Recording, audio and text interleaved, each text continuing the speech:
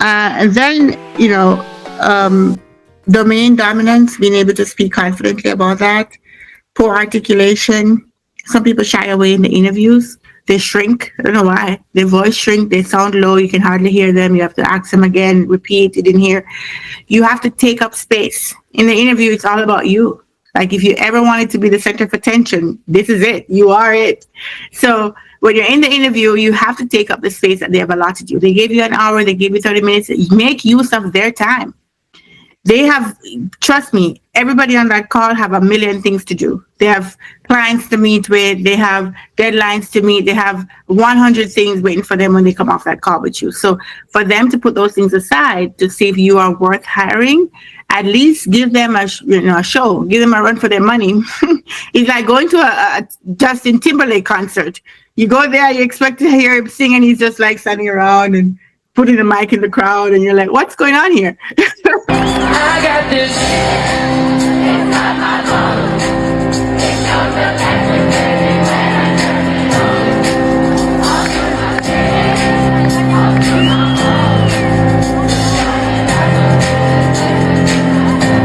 Cause I got that.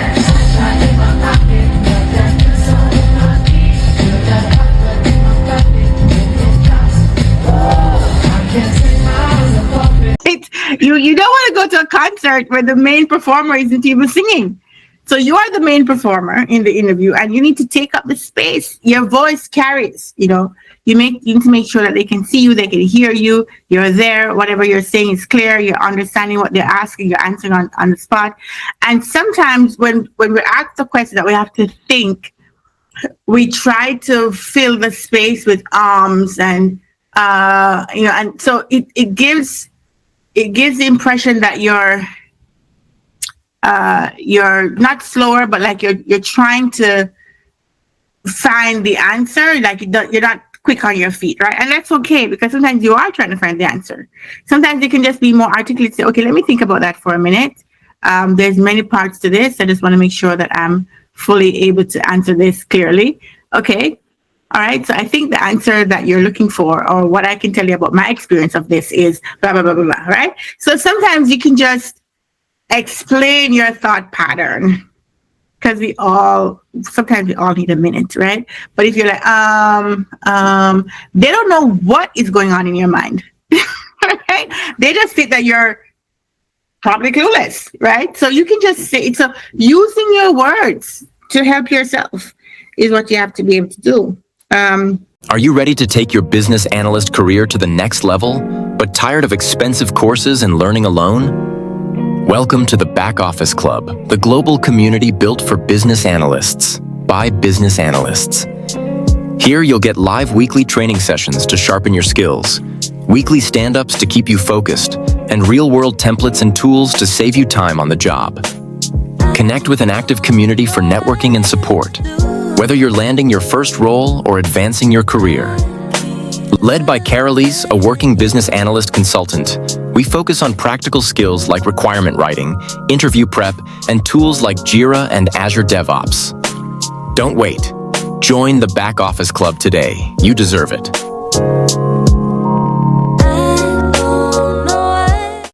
And one of the biggest problems that people make in the interviews is not having insightful questions. It is probably the worst thing for a BA job, that they get to the end of this interview and they ask you, do you have any questions? And you show up and ask them some very common, unoriginal, not imaginative questions that anybody could have found on Google.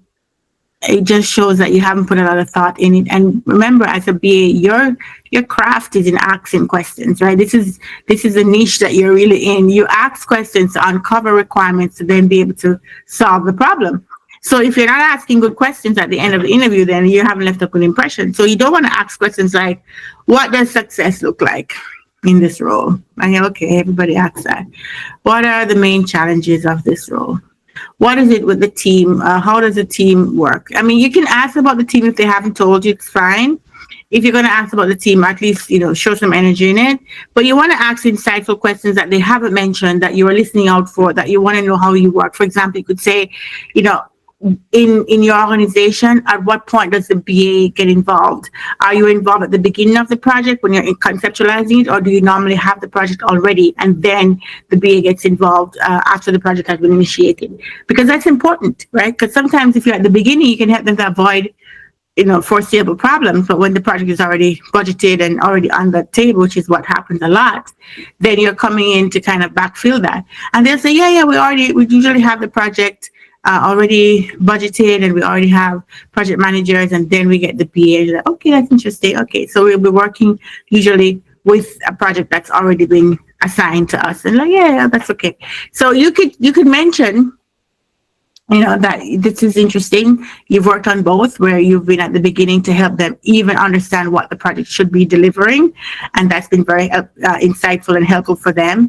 But you also worked a lot with companies that have the project already done. And in that case, you really do a lot of work to make sure that the premise of the project, since they didn't have a business analyst at the beginning, that you did the gap analysis to see if we're really solving for the real problem, to make sure that we don't go down the road of solving for something when that's not the original problem. So you can be helpful in both scenes, and that's why it's important for you to know where you start. Things like that, so they can see how are you going to come in and help them? How are you going to be useful? How are you going to improve on what they already have, right? So those kinds of thought-provoking kind of questions is what you want to have. You don't need to have more than 3, but just not having a question or asking a question that's so very basic is not going to make you memorable, right? Other thing too is self-defeating statements. Self-defeating statements like, I don't have a lot of experience in this area, but I do blah blah blah. You don't have to say that. We don't want to hear that you have no experience. And no matter what we ask you, don't tell us that you don't have any experience. Say, being that I'm early in my career, but the thing I've learned the most while I'm working on projects like these is that, find some other words, but I don't have enough experience is not a string of words that you want to ever say in an interview. So sometimes people, to be humble and to be, nice, they kind of beat themselves up, but you're not doing anybody any favor, right? You're there to be the star of this time. They gave you half an hour, you're the star for half an hour. So you have to shine. You don't have to elaborate and go overboard, but don't self-defeat. Don't talk about negative things. Don't bring negative connotation to yourself. And then other things is just presence, right? So I find that people still don't have good camera presence. And I'm surprised because everybody's on social media, everybody's creating videos. So like when you have an interview and the person is like down here talking, and there's a whole bunch of head space between the top of their heads and the rest of the video, and they're right here. You don't see that you're not taking up space, right? You don't realize that they can't see you properly. What you doing down here? Fix your angle or come up to the camera so that you're center camera and they can see you, and there's not a whole bunch of empty space between the top of your head and the rest of the thing. Or you're way back here, right? Nobody needs to be struggling to see who they're talking to. That's not going to work. Put your face in the frame, okay? And before we even get there, have a backup. I've had people working on the internet in my area when I had an interview before, and I didn't know that. And when I joined the Zoom, the thing was just chipping in and out. It's like, what the hell is going on? So luckily my phone is charged and ready to go. Already downloaded Zoom and everything, just as a backup, so that if this Wi-Fi doesn't work, I just go on my phone. I have my stand. It's in the same position. I just log in and boom, I continue. So have your phone charged. Make sure you're sitting as close as you can to the Wi-Fi so you don't have Wi-Fi issues. If you have a second computer, fine. Get that ready, log in, download whatever app you need. Just have a backup, because the last thing you want is to have some technical issue and you can't do the interview. You're not going to get another interview because a lot of times these people are so busy, they don't have time to give you two chances, right? And you already kind of give a bad impression from the first chance, so it's going to be hard to recover that in the second chance if they even give it to you. So you got one chance, okay? You got to do everything to make that very successful. Lighting. So like in today's call, I was outside because I was still doing the workshop in-person workshop. So I was outside. I didn't have the best lighting. I knew that, but I tried to find an angle that was better. If you're doing it at home, I'm sorry, you got to get a better lighting. You can't depend on the sun. What if the sun don't come up that day?